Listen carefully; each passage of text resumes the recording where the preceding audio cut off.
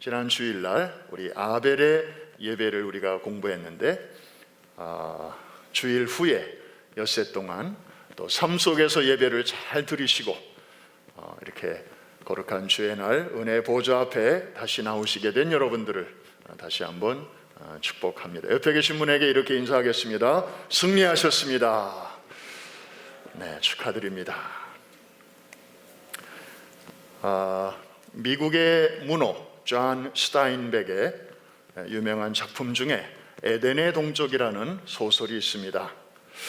구약의 창세기를 배경으로 이제 카인에 해당되는 그 케일럽이라는 형과 아벨에 해당되는 아론이라고 하는 그 동생 쌍둥이인데 이 쌍둥이 형제 사이에 벌어지는 갈등의 바탕을 둔 소설이죠. 원죄라는 굴레에 얽매여 있는 인간의 실존을 선과 악, 그리고 사랑과 증오, 그리고 삶과 죽음 등 여러 가지 관점에서 풀어가는, 그래서 이 작품으로 말미암아 이 존 스타인백은 노벨 문학상까지 수상하게 됩니다.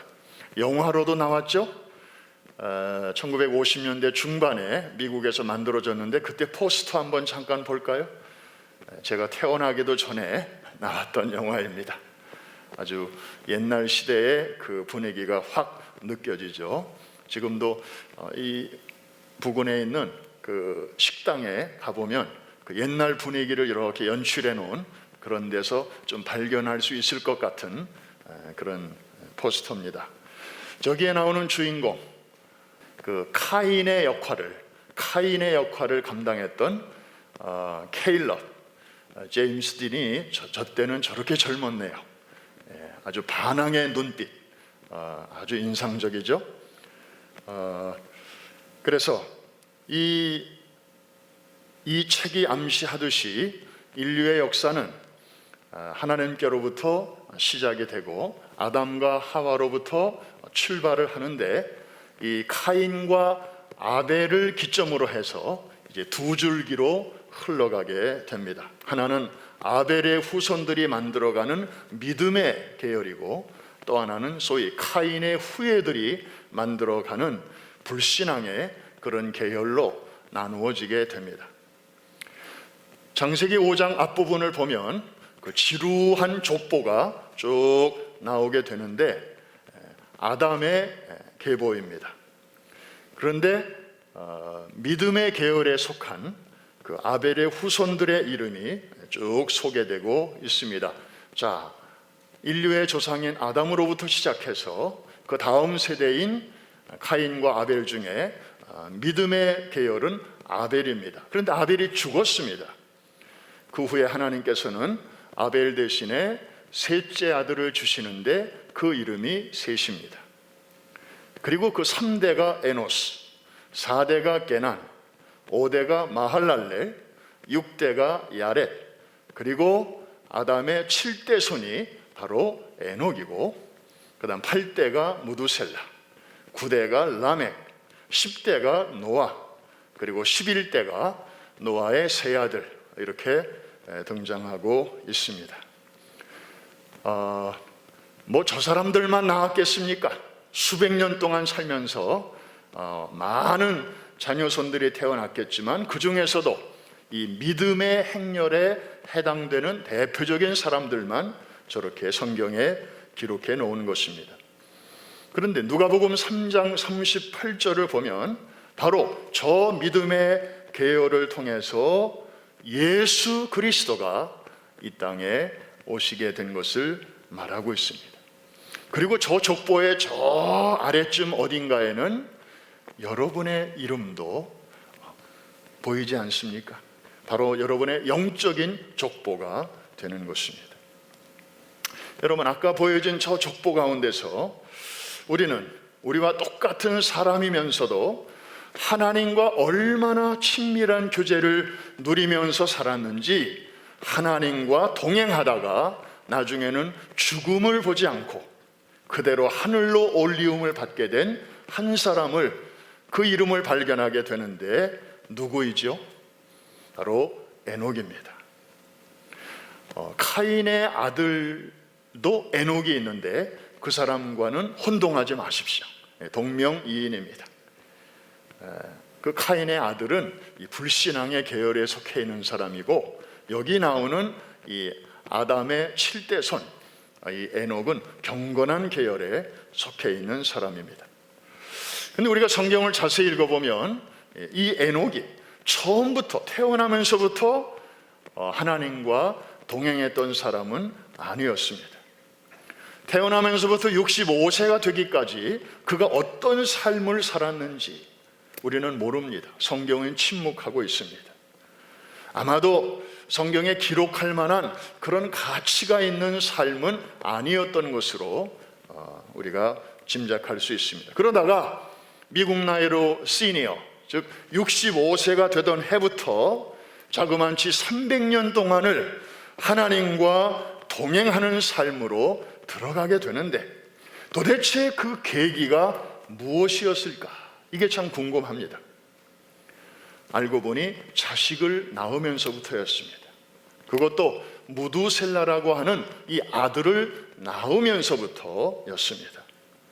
도대체 이 한 아이의 탄생이 뭐길래 아버지의 삶에 그렇게 완전히 180도 코페르니쿠스적인 그런 전환을 가져다 주었을까? 오늘 본문은 거기에 대해서 자세한 설명을 하고 있지 않습니다. 다행히 저 신약 뒤편에 있는 요한계시록 바로 직전에 있는 그 한 장짜리 유다서죠. 이 유다서의 한 모퉁이에 에녹의 삶에 대해서 아주 자그마한 분량의 단서가 있어서 얼마나 다행인지 모릅니다. 거기 있는 말씀을 보면 어느 날 에녹에게 하나님의 계시가 임했습니다.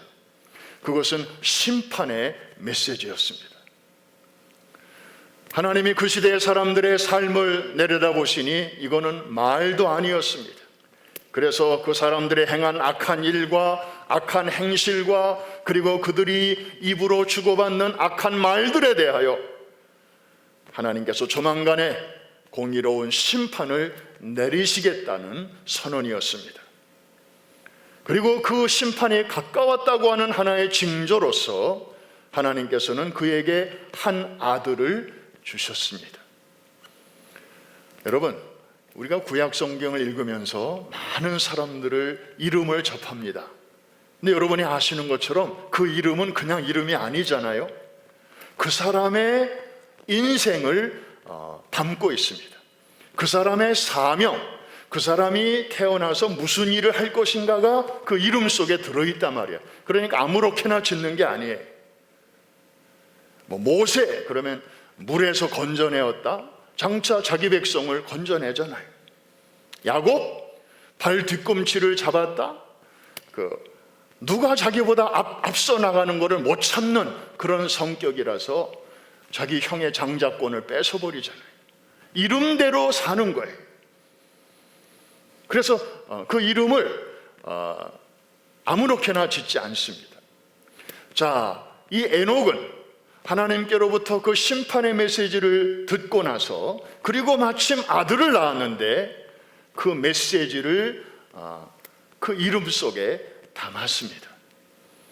그 이름이 바로 무두셀라였는데 여기에 그가 왜 갑자기 하나님과 동행하는 삶으로 들어가게 되었는지 그 비밀이 들어있었습니다.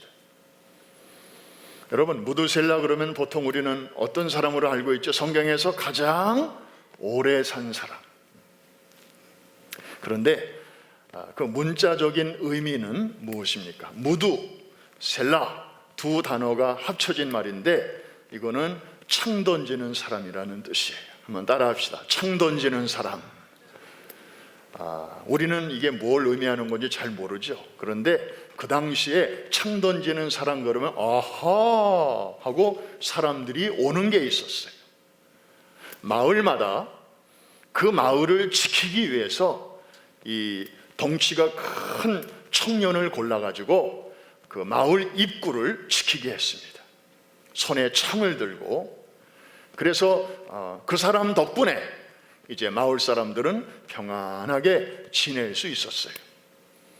그러다가 마을과 마을이 전쟁이 일어나잖아요. 그러면 제일 먼저 누구를 쓰러뜨려야 돼요? 그 마을을 지키는, 이 창을 들고 지키는 사람. 이 사람만 쓰러뜨리면 이제 그 마을을 점령하는 것은 이건 식은죽 먹기였습니다. 이런 배경을 갖고 있는 것입니다. 그래서 이 창 던지는 사람이 쓰러지면 그 마을에 심판이 임하는 거예요. 에녹은 하나님께로부터 받은 그 심판의 메시지를 담아서 이 아이의 이름을 그렇게 창 던지는 사람으로 지어준 것입니다. 그러니까 무슨 뜻이에요? 이 아이가 죽는 날에 하나님의 심판이 이 땅에 임한다. 여러분, 긴장하지 않을 수 없었죠. 에녹은 그때부터 함부로 살 수가 없었습니다. 여러분, 이 아이가 언제 죽을는지 아무도 모르잖아요. 돌 지나서 죽을는지, 10살 때 죽을는지, 아니면 50세, 100세 때 죽을는지 아무도 모르는 거예요. 그러나 분명한 사실은 이 아이가 죽는 날에 하나님의 심판이 임한다는 사실이었습니다. 이렇게 이걸 생각하면서 살다 보니까 이 아이가 아장아장 걸어다니는 걸 볼 때마다 에녹은 귀엽고 사랑스럽고, 그래서 행복하면서도 행복의 끝자락에는 항상 긴장이 있었습니다. 하나님보다 앞설 수가 없었고, 하나님보다 뒤처질 수도 없었고, 늘 하나님의 심판을 의식하며 살지 않을 수가 없었다, 이 말입니다. 그러다 보니까 하나님과 동행하는 삶을 시작하게 되었는데, 그게 300년 동안 이어졌다는 것입니다. 여기까지 이해가 되시면 아멘 합시다. 근데 여러분, 에녹이 하나님과 동행하면서 무슨 대단한 일을 한 게 아니더라고요. 노아처럼 무슨 큰 배를 만든 것도 아니고, 무슨 뚜렷한 공을 세운 것도 아니에요. 에녹의 삶에는 그런 게 없었어요. 그냥 다른 조상들처럼 자식을 낳고, 그리고 그 자식을 기른 거, 그게 전부였어요. 거기에 한 가지 덧붙인다면, 그런 평범한 삶 속에서도 매사에 하나님과 동행하였다고 하는 그 사실입니다. 여러분, 우리 주변에서 두 사람의 관계 속에서 매사에 동행하는 가장 적절한 관계는 뭘까요? 부부죠. 부부입니다. 부부가 무슨 대단한 일을 하기 위해서 결혼합니까? 당신 나와 결혼하면 우리 인류를 구원합시다, 이런 목적 가지고 결혼하는 사람 봤습니까? 우리 뉴욕을 구합시다, 이런 거창한 목적을 가지고 결혼하는 사람 전 아직까지 한 번도 못 봤습니다. 왜 결혼하지요? 서로 열렬히 사랑하니까. 그래서 그냥 사랑하는 사람이 만나서 이루는 게 가정이고, 또 동행입니다. 동행이라는 게 다른 거 있습니까? 서로 사랑하고, 서로 배려하고, 서로 소중히 여기고, 서로 존중하고. 아멘 안 해도 저는 계속 합니다. 할렐루야. 이게 동행이잖아요. 네. 그냥 어디에 있든지 서로를 이렇게 생각해주고. 에녹은 하나님과 그런 동행의 삶을 살았습니다. 그렇다면 대단한 일을 한 게 아니에요. 하나님과 동행하는 마음으로 자녀를 낳았고, 또 하나님과 동행하는 마음으로 그 자녀를 길렀고, 그리고 하나님과 동행하면서 그날도 집을 나섰고, 하나님과 동행하면서 그날도 바깥에서 일을 했고, 그리고 하나님과 동행하는 마음으로 그날 귀가를 했다. 그러면서 하루하루 1년, 2년, 그리고 300년을 살았다는 것입니다. 그러다 보니까 하나님이 내려다 보시니까 에녹의 삶이 땅에서 사는 거나 하늘에 올라와서 사는 거나 별 차이가 없어 보이셨나 봐요. 그래서 어느 날 에녹을 하나님이 그냥 데려가시잖아요. 거기에 얽힌 이런 아름다운 이야기가 있습니다. 어느 날 에녹이 평일과 똑같이 하나님과 동산에서 거닐면서 이제 시간을 같이 보내고 있었습니다. 어느덧 해가 뉘엿뉘엿 넘어가고 있었습니다. 이제 작별할 시간이 다가온 것이죠. 이때 하나님께서는 에녹에게 갑자기 물으셨습니다. 에녹아, 우리가 매일같이 이렇게 시간을 같이 보내다가 이 시간이 되면 서로 각자 집으로 가야 되는데 늘 아쉽지 않니? 그러니까 아예 헤어지지 말고 그냥 오늘부터 우리 집으로 가자. 그러니까 에녹이 그 말을 듣더니 예, 하나님, 좋아요. 그렇게 하죠. 그래서 그날 하나님께서는 그를 하나님의 집으로 데려가셨다라고 하는 이런 아름다운 성경에 기초한 이야기입니다. 성경에 나오지는 않지만 성경에 근거한 그런 이야기입니다. 그날 에녹이 하나님과 함께 하나님의 집으로 가면서 불렀던 찬송이 하나 있었다면, 그리고 그 찬송이 그 시절에도 있었다면 아마 이런 찬송을 부르지 않았을까 생각이 됩니다. 아시는 분들은 우리 같이 부르셔도 좋습니다. 주가 나와 동행을 하면서 나를 친구 삼으셨네. 우리 서로 받은 그 기쁨은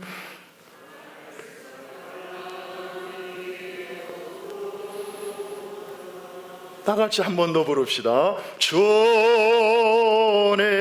나와 동행을 하면서 나를 친구 삼으셨네. 우리 서로 받은 그 기쁨은 알 사람이 없도다.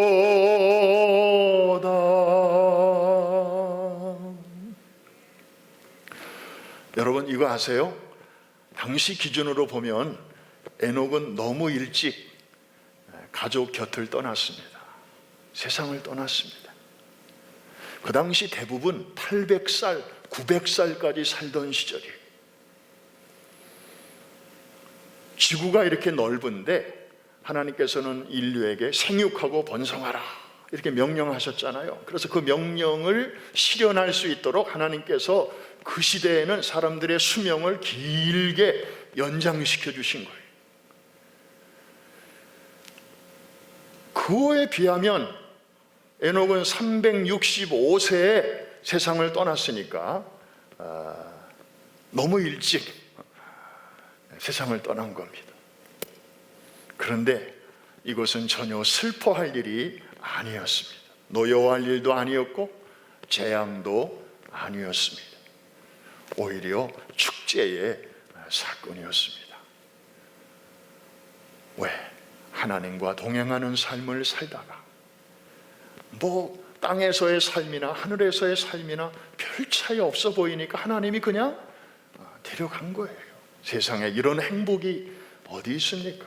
사랑하는 성도 여러분, 우리의 인생도 이제 점점 세월이 흐를수록, 시간이 흐를수록 어떤 사람들은 하나님으로부터 점점 더 멀어지는 사람들도 있는데 오히려 에녹처럼 말년으로 갈수록 하나님과 더 가까워지는 삶이 될 수 있기를 주의 이름으로 축원합니다. 그래서 anytime, 언제가 될는지 모르지만 하나님께서 저와 여러분을 데려가실 시간이 왔을 때 천국에 소망이 없는 자처럼 저 안 돼요, 저는 아직 준비가 안 됐어요 그러면서 버티거나 떼쓰지 말고 에녹처럼 예, 주님, 그래요.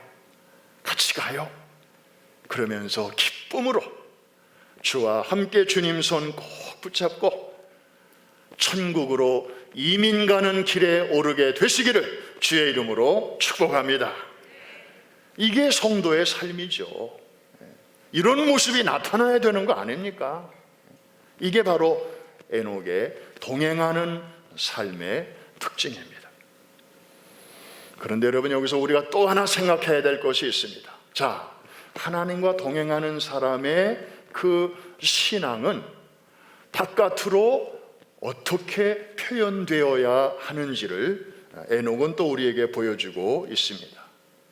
자, 내면의 신앙은 바깥으로 표현이 되어야 되는데 에녹의 경우는 어떻게 표현이 됐을까요? 한마디로 정리하면 이웃에 대한 관심이었습니다. 야, 하나님과 동행하니까 나 너무 좋아, 너무 행복해, 할렐루야, 그거로 끝나지 않았다 이 말입니다. 다른 사람의 영혼, 다른 사람의 구원에 대한 깊은 관심이 그의 마음속에 있었다는 것입니다. 사실 에녹에 대한 기록이 별로 없습니다. 그러나 고맙게도 아까 말씀드렸던 그 계시록 직전에 나오는 그 한 장짜리 유다서에 그 에녹의 삶을 들여다볼 수 있는 조그만 창문이 하나 거기에 있습니다. 우리 같이 한번 보실까요? 14절과 15절인데 제가 앞부분을 읽습니다. 아담의 7대손 에녹, 아까 우리 족보에서 봤죠. 아담의 7대손 에녹이 이 사람들에 대하여도 예언하여 이르되 그랬는데, 이 사람들은 누구냐? 문맥으로 보니까 그 밑에 이제 하얀 글씨로 나오는 그 사람들을 가리키는 것인데, 한마디로 하나님을 알지 못하는 경건치 아니한 그런 사람들을 말하는 것입니다. 자, 그쯤 배경을 이해하시고 하얀 부분 같이 한번 읽겠습니다. 시작. 보라, 주께서 그 수만의 거룩한 자와 함께 임하셨나니 이는 무사람을 심판하사 모든 경건하지 않은 자의 경건하지 않은 일과 또 경건하지 않은 죄인들이 주를 거슬러 한 모든 완악한 말로 말미암아 그들을 정죄하려 하심이라 하였느니라. 무슨 얘기입니까? 여러분, 에녹은 지금 다가오는 하나님의 심판에 대해서 먼저 알고 있었잖아요. 그래서 아들의 이름을 창 던지는 사람, 얘가 죽으면 그 하나님의 심판이 온다라고까지 이름을 줬잖아요. 그리고 그 사실을 늘 기억하고 있었잖아요. 근데 그거를 자기만 알고 있지 않았습니다. 다른 사람들에게 이것을 알리는 데 힘썼습니다. 아까 저 본문에 보니까 이 사람들에 대하여도 예언하여 이르되 그랬거든요. 저 말씀을 나누었다는 것입니다. 전하기 위해서 애썼다는 것입니다. 여러분, 물론 신앙은 개인적인 것입니다. 영어로 표현하면 individual 한 것이죠. 다른 사람이 나를 대신해서 믿어줄 수 없는 게 신앙입니다. 나의 부모의 신앙으로 천국 갈 수 없는 게 신앙입니다. 내가 믿어야 하는 것입니다. 이해가 되시면 아멘. 그런데 우리가 구별해야 할 것이 있습니다. 이런 인디비주얼한 신앙은 자칫 잘못하면 프라이빗 나만의 사적인 신앙으로 이렇게 치닫기 쉽다는 것입니다. 나 구원받았으니까 됐어. 나 예수 믿으니까 너무 행복해. 마음이 아주 평안해. 이러면서 천국 가게 되겠지? 다른 사람이야 살든지 죽든지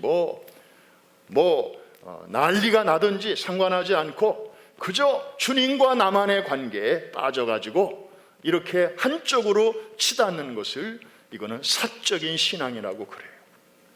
그런데 하나님이 우리에게 예수 그리스도를 보내주신 목적은 그런 신앙생활을 하다가 오라고 보내시지 않았습니다. 믿으시면 아멘. 예수님이 우리를 대신하여 나무에서 몸을 찢기시고 피를 흘리신 것은 나만의 그런 사적인 신앙에 머물다가 천국에 오라고 그런 목적으로 나무에 달리시지 않았다는 말씀입니다.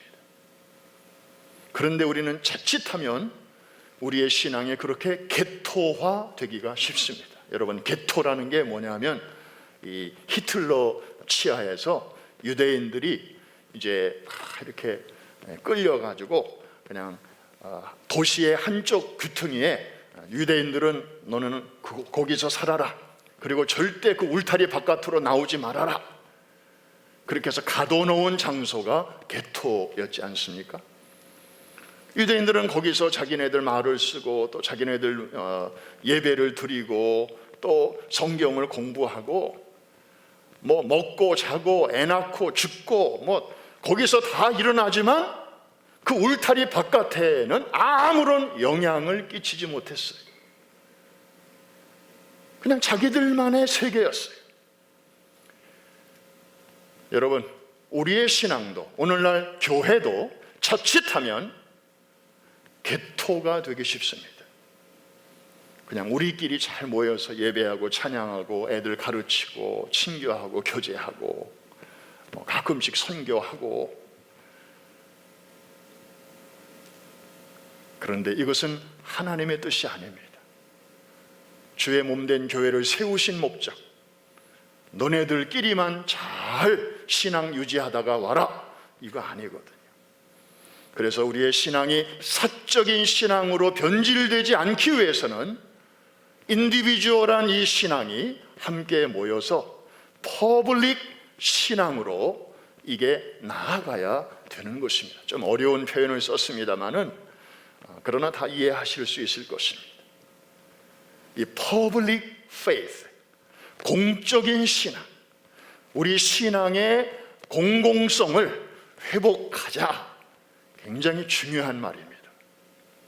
그러므로 다르게 표현하면 우리가 정말 하나님의 계획과 예수 그리스도의 희생과 그리고 성령의 인치심으로 정말 삼위일체 합작으로 그렇게 정말 하나님께서 전부를 들여서 저와 여러분 같은 죄인을 건지실 때에는 우리가 구원받은 이후에 우리가 해야 할 일이 있기 때문에 하나님이 건지신 것입니다.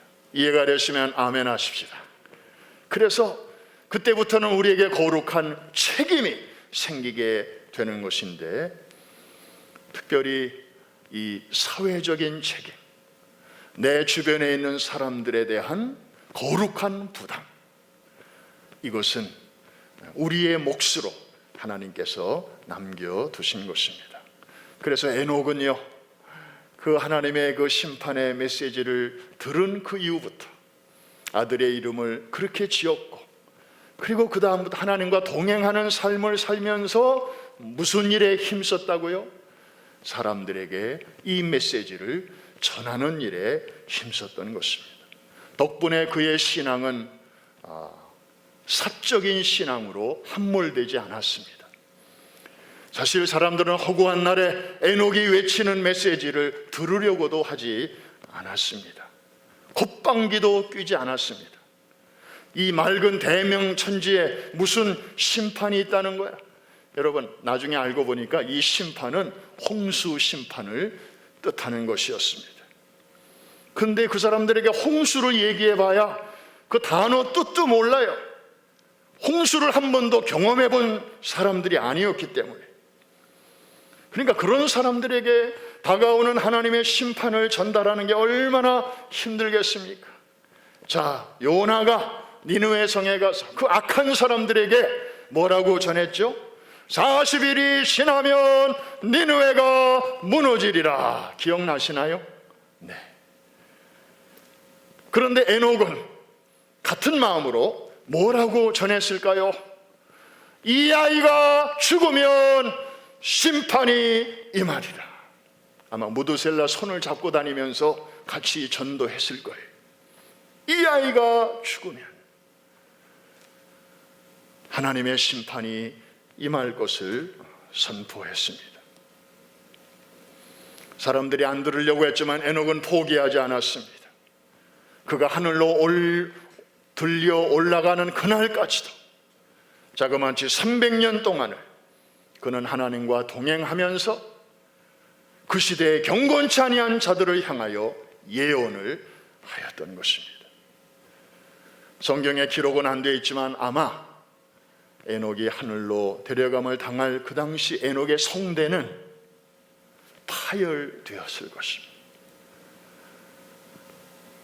쉬다 못해 갈갈이 찢겨져 있었을 것입니다.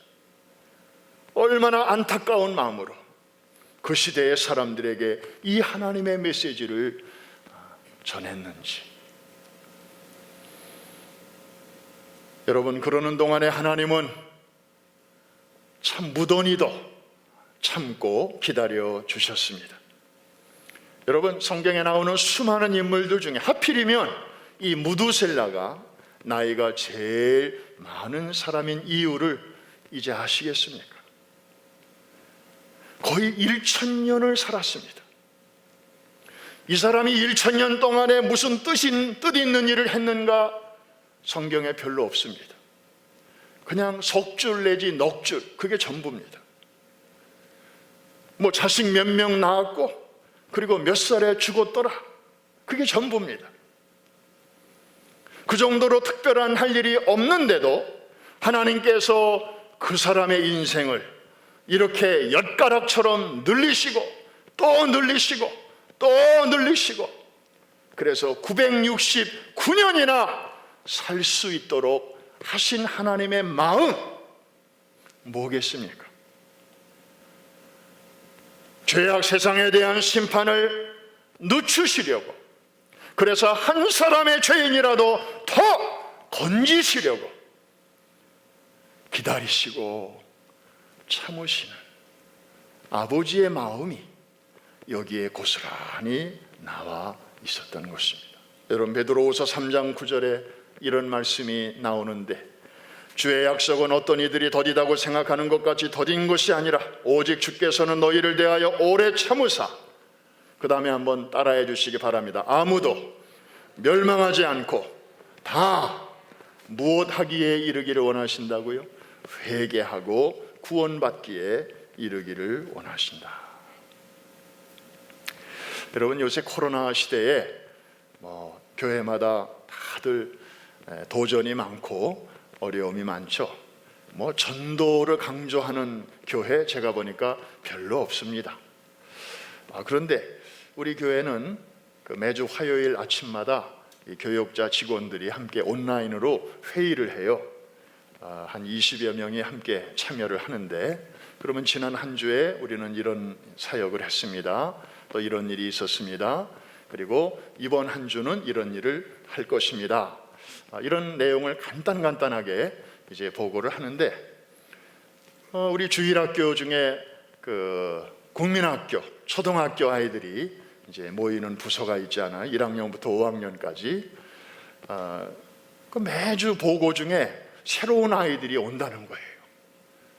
그래서 왜 그런가 하고 봤더니 이제 작년 연말부터 그 캠페인을 시작을 했는데, Bring a friend 캠페인이었어요. 친구를 데려오는 거예요. 교회로 데려올 수는 없으니까 이제 그 온라인 그 예배에 이제 초대를 하는 거죠. 그런데 매주 새로 오는 아이들이 생기는 거예요. 금년 1월에도 한 주에 보통 2명, 3명, 지난주에는 4명이 왔대. 그래서 1월 달에는 토탈 9명이 왔대, 새로운 친구들이. 할렐루야. 애들을 지금 전도하고 있습니다. 이거 훌륭한 414 운동 아닙니까? 너무 놀라운 일들이에요. 지금 하나님께서 일하고 계십니다. 할렐루야. 아마 많은 어른들은 전도는 우리가 해야 되지만 지금 어떻게 해? 좀 기다렸다 해야지, 좀 뒀다 해야지, 좀 상황이 좋아지면 해야지. 그런데 애들은요, 이미 온라인이 아주 편리한 아이들이에요. 그러니까 그 속에서 뭐든지 할 수 있는 뭐 걸리는 게 별로 없어요. 414 윈도우 선교가 나중에 거기 가서 하련다 이게 아니고 here and now, 지금 여기서부터, 지금 이런 상황에서부터 지금 아이들을 통해서 일어나고 있는 것입니다. 사실 여러 차례 말씀드렸습니다마는 어떻게 보면 지금처럼 전도하기 편리한 때가 또 없어요. 1년 전에 갑자기 온 세상에 온라인 시스템으로 이게 바뀌면서 전혀 없던 곳에 하나님이 깔아놓으신 온라인 네트워크가 다 연결이 됐어요. 이제 교회들도요, 온라인 시스템 없이는 교회가 안 되게 돼 있어요. 회사들도 지금 젊은 직원들 다 재택근무 시키잖아요. 전에는 그냥 몇몇 사람들만 재택근무했는데 지금은 1,000원이 거의. 그러니까 다들 온라인 시스템이 여기저기 저 지구촌 곳곳으로까지 짧은 시간에 이게 다 깔려지게 됐어요. 그래서 마음만 먹으면, 우리가 관심만 가지면 피 묻은 복음을 정말 내가 있는 자리에서 굳이 멀리까지 가지 않아도 그냥 just one click away, 손가락 하나만 기도하는 마음으로 눌러도 이 사람에게도 보낼 수 있고 저 사람에게도 보낼 수 있고 그 사람에게도 보낼 수 있고, 그러면 그 사람이 또 이 사람에게 보내고, 아멘 안 나와도 괜찮아요. 그 사람이 또 저 사람에게 보내고 그 사람이 또 저 사람에게 보내고, 이러면서 정말 코로나 이전 시대에는 상상할 수 없었던 그런 일들이 코로나 때문에 어떤 면에서는 하나님께서 그렇게 분위기를, 환경을 만들어 놓으셨습니다. 할렐루야! 하나님은 지금도 오래 참고 계십니다. 언젠가는 하나님의 심판이 임하게 될 것인데, 참 한 사람이라도 더 이 복음을 듣고 하나님께로 나올 수 있도록 하나님은 지금까지도 오래 참으셨습니다. 그 덕분에 저 같은 죄인도 또 여러분들도 이렇게 주님 만나고 하나님의 은혜를 체험하고 또 오늘 이 자리에 예배자로 이렇게 나오게 되신 줄로 믿습니다. 에녹은 그 당시 땅에서, 그리고 하나님은 그 당시 하늘 보좌에서 서로 각자 다른 곳에 있었지만 결국에 그 두 분은 같은 마음을 갖고 있었고 같은 생각을 갖고 있었고 같은 뜻을 가지고 같은 일을 하신 것입니다. 에녹은 사람들에게 이 다가오는 심판을 전했고, 하나님은 또 진득하게 심판을 홀드하고 참고 연장시키고 무드셀라의 삶을 연장시키시면서까지 그 심판을 연기하고 계셨던 것입니다. 하는 일은 달랐지만 결국의 본질은 하나였습니다. 이것이 바로 진정한 동행이 아니고 무엇이겠습니까? 여러분, 에녹이 먼저 간 그 주님 곁의 모습을 우리가 미리 한번 가볼까요? 요한계시록 21장 1절로 8절까지 우리 같이 한번 가보겠습니다. 자, 바로 저기입니다. 저기에 에녹이 먼저 가 있습니다. 같이 한번 읽습니다. 시작.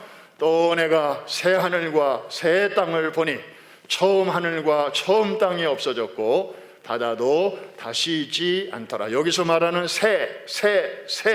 new라는 말은 시간적으로 새롭다는 말이 아니고 질적으로 새롭다는 뜻입니다. 자, 그 다음 다 같이 또 내가 봄에 거룩한 성 새 예루살렘이 하나님께로부터 하늘에서 내려오니 그 준비한 것이 신부가 남편을 위하여 단장한 것 같더라. 하나님의 나라 분위기는 결혼식 축제입니다.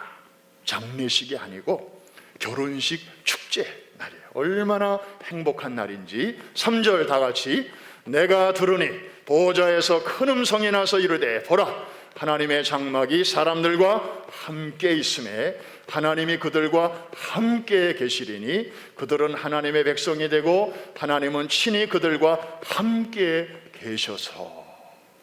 에녹이 하나님과 함께 동행하였듯이 이제 에녹은 천국에서 저렇게 하나님과 함께하는 삶을 살고 있는 것이고, 우리도 머지않아 저런 삶으로 들어가게 될 것입니다. 4절 다 같이 모든 눈물을 그 눈에서 닦아주시니 다시는 사망이 없고 애통하는 것이나 곡하는 것이나 아픈 것이 다시 있지 아니하리니 처음 것들이 다 지나갔음이러라. 사망이나 눈물이나 애통이나 질병이나 암이나 코로나나 이런 것들은 저 때가 되면 아마 박물관이나 가야 겨우 구경할 수 있을 것입니다. 할렐루야. 우리 5절 말씀 다 같이 보좌에 앉으신 이가 이르시되 보라 내가 만물을 새롭게 하노라 하시고 또 이르시되 이 말은 신실하고 참되니 기록하라 하시고, 그 다음 또 내게 말씀하시되 이루었도다 나는 알파와 오메가요 처음과 마지막이라 내가 생명수 샘물을 목마른 자에게 값없이 주리니. 그 다음 말씀이 중요합니다. 어떤 자들에게 주시는지 시작. 이기는 자는 이것들을 상속으로 받으리라. 나는 그의 하나님이 되고 그는 내 아들이 되리라. 그래서 아까 제가 설교 시작하기 전에 우리는 지금 이 훈련을 받고 있는 사람들이기 때문에 승리하셨습니다. 한 주도 승리하셨습니다. 제가 그렇게 인사를 나누도록 말씀을 드렸습니다. 한 번 더 옆에 계신 분에게 한번 큰 소리로 격려하면서 인사 나누겠습니다. 이기셨습니다. 승리하셨습니다. 오늘의 작은 상황에서 이겨야만이 그 다음에 더 큰 어려움 속에서도 우리가 승리하게 되는 줄로 믿습니다. 말씀을 마치면서 새해가 되고 이제 백신 접종이 가시화되고 있습니다. 그러면서 많은 사람들의 관심은 아주 희망적입니다. 조만간에 집단 면역이 이루어지고 그러면 이제 코로나가 종식된 이후에 세상이 우리에게 곧 다가올 것이다. 그래서 소위 포스트 코로나, 포스트 코비드를 사람들이 이제 지금부터 준비하자, 이런 글들이 지금 많이 나오고 있습니다. 그런가 하면 이런 낙관론과는 달리 백신과 집단 면역을 통해서 우리 인간의 삶이 코로나로부터 어느 정도 웬만큼 자유해진다고 하더라도 코로나 기간 동안에 우리가 살았던 그런 인간의 라이프 스타일은 여전히 남아있을 것이다. 그리고 상당 기간 동안에 우리와 함께 갈 것이다. 이런 조심스러운 견해도 있습니다. 이분들은 그래서 포스트 코로나 혹은 애프터 코로나라는 표현보다는 영어의 함께라는 뜻을 가진 with를 써서 with 코로나 시대가 될 것이다, 이렇게 보는 것입니다. 여러분, 우리가 군대에서 훈련을 할 때에 가상의 적을 이렇게 생각합니다. 적군이 공격을 적당하게 할 것이다, 이렇게 생각하고 하는 훈련과 적군의 공격이 굉장히 셀 텐데 언제 어디서 쳐들어올는지 모른다, 낮에 올는지 밤에 올는지 새벽에 올는지 모르기 때문에 우리는 항상 긴장하고 깨어 있어서 훈련해야 된다. 그래서 막 추운 겨울에도 나가서 훈련하고 더운 여름에도 그냥 혹석이라고 해서 훈련하고. 여러분, 어느 군대가 강할까요? 쉬운 쪽을 염두에 두고 훈련하는 군대, 그 훈련 세지 않습니다.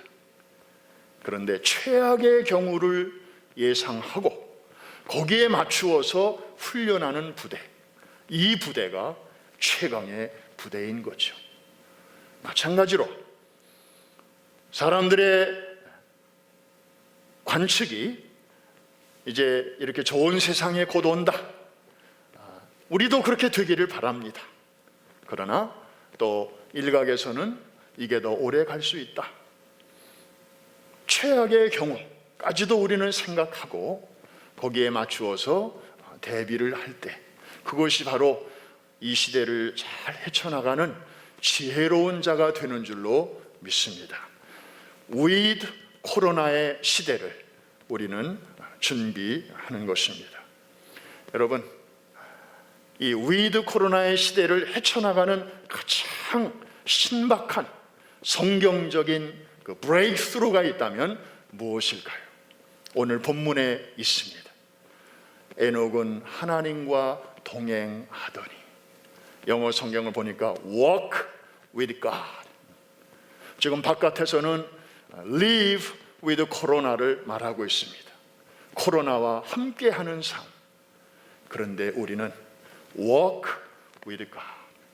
코로나보다 위에 계시고 코로나 속에서도 의연하게 지금도 여전히 일하고 계시는, 천지를 창조하시고 아들을 보내시고 그리고 아들의 피로 구원한 하나님의 백성들, 아벨의 후예들을 눈동자와 같이 지키시면서 모든 보이는 세계와 보이지 않는 세계를 컨트롤하시는 그 하나님과 함께 동행하는 사람들은 이 코로나 시대도 넉넉히 잘 뚫고 나가게 될 줄로 믿습니다. 또 하나님이 설령 우리를 데려가시면 에녹처럼 할렐루야 하고 가면 되는 것입니다. 아멘입니까? 예, 이렇게 정말 열린 신앙으로 살아야 이게 진짜 신앙인이죠. 그냥 세상 떠나는 게 무슨 재앙인 것처럼, 그거 아니에요. 우리는 복음 안에서 삶도 죽음도 기쁨도 슬픔도 다 하나님의 섭리 안에서 이루어지는 거기 때문에 통큰 믿음을 가지고 승리하게 되시기를 주의 이름으로 축원합니다. 눈에 보이지 않는 코로나 바이러스를 우리가 늘 의식하면서 이렇게 오늘도 마스크를 쓰고 또 가족을 제외하고는 뚝뚝 떨어져서 지금 이렇게 예배를 드리고 있습니다. 이유가 뭐죠? 코로나 바이러스를 우리가 의식하기 때문에 그런 것입니다. 마찬가지로 영이시기 때문에 우리 눈에 보이시지 않지만 세상 끝날까지 우리와 함께 하시는 우리 주님을 의식하게 되기를 주의 이름으로 축원합니다. 코로나 바이러스 이상으로 눈에 보이지 아니하시는 주님을 보는 것 같이 하면서 주의 손을 꼭 붙잡고 에녹처럼 동행하는 삶을 날마다의 삶 속에서 살게 되시기를 주의 이름으로 다시 한번 축원합니다. 그러다가 어느 날 주님이 오라 하실 때 할렐루야 하고 응답하면서 그런 분들의 무덤가에 누군가가 묘비를 세워줄 때 평생 하나님을 기쁘시게 하던 아무개 이곳에 잠들다.